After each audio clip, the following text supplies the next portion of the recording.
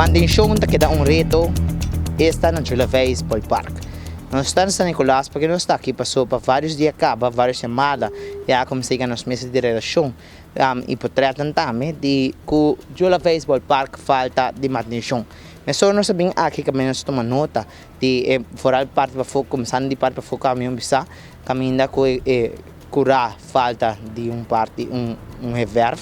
depois para dentro parte para dentro para mira diferente tubo nang ko ya também a começar a frustrar e também parte ran nang bau de turbina também que tem diferente frustio nang ko ya acaba é necessário para começar a atenção para me que essa não seguir putre e depois no futuro é lugar aqui não por volta usar mais. Maneira de conhecer Jula Baseball Park, te conheci para diferentes campeonatos de beisebol grande,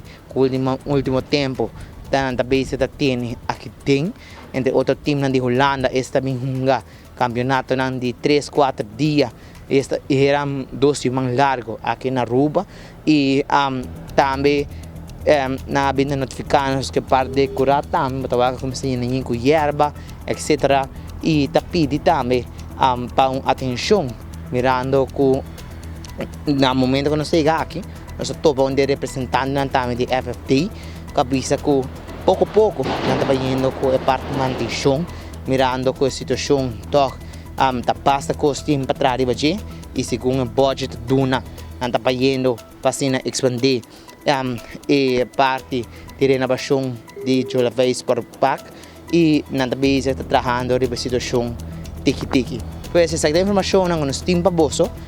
é parte de manutenção, segura um rol grande, mirando que lugar que está voltando a usar para hobby deportista não estamos chamando yon chiquito caba, também hungar befeld aqui diferente weekend nang team nang grande também de nang adulto maior